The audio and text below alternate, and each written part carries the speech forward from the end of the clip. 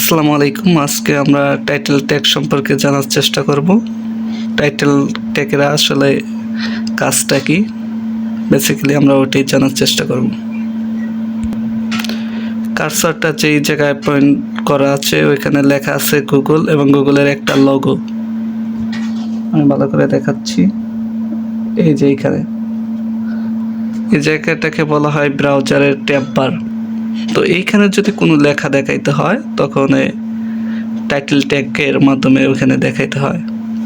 আপনি যদি এরকম একটা লেখা দেখাইতে চান তাহলে কীভাবে দেখাইবেন সেটা আমি দেখাচ্ছি। এই তো আমি টাইটেল ট্যাগের ভিতরে লিখছি মাই ফার্স্ট ওয়েবসাইট। এখন এটা রান করে দেখব যে ব্রাউজারের ট্যাব বারে এই লেখাটা দেখায় কিনা। চলেন রান করি।